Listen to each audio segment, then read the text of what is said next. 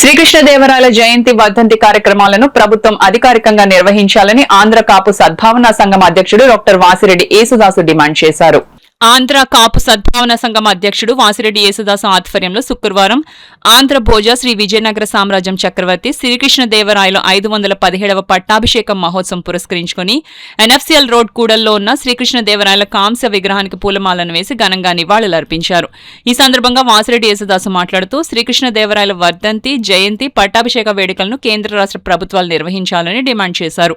1509 స్వర్ణయుగంగా పరిపాలించి ప్రజల మన్ననలు పొందడం జరిగిందని, దేశ భాషలందు తెలుగు లెస్ అని చాటి చెప్పిన మహోన్నత వ్యక్తి శ్రీకృష్ణదేవరాయలని కొనియాడారు. ఈ కార్యక్రమంలో ఆంధ్ర కాపు సద్భావన సంఘం గౌరవ అధ్యక్షుడు బసవ ప్రభాకర్ రావు, సేతు మాధవరావు, దొడ్డిపట్ల అప్పారావు, వంగ సద్గురుమూర్తి, సోమరాజు ఆలీ, యాళ్ల శ్రీకృష్ణదేవరాయలు, వెంకటరమణమూర్తి, మాధవరపు సత్యనారాయణ, కాపు సద్భావన సంఘ సభ్యులు పాల్గొన్నారు. వారు ఈ ఆంధ్ర రాష్ట్రానికి, భారతదేశానికి ఒక రాజుగా ఎన్నో ప్రాంతాల్లో పరిపాలించి చిత్తూరు జిల్లా తిరుపతి పక్కనే వారి కోట ఉంది. ఆ కోట దగ్గర వారు అన్ని కార్యక్రమాలు చేస్తారని పెద్దలందరూ చెప్తూ ఉంటారు. మేము వెళ్ళినప్పుడు చూస్తూ ఉంటాం.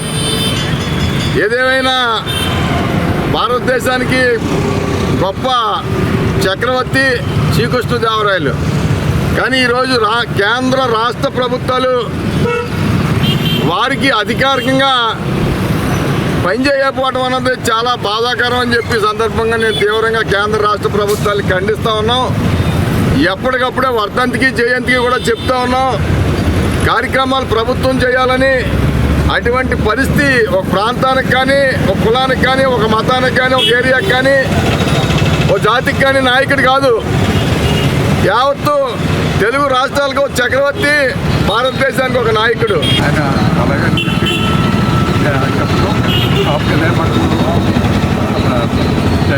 జరిగినటువంటి కార్యక్రమానికి ఆయన అధ్యక్షుడు వహించి సుమారు 300 మంది స్త్రీ పురుషులు వచ్చి సభ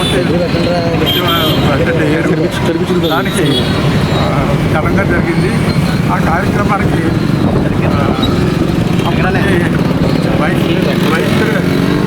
అప్పటి ఉపాధ్యక్షుడైనటువంటి వాసిరెడ్డి యేసుదాస్ గారు 300 మందికి కూడా భోజనాలు అరేంజ్ చేసి చాలా తృప్తిగా అందరికీ కూడా చేయడం జరిగింది.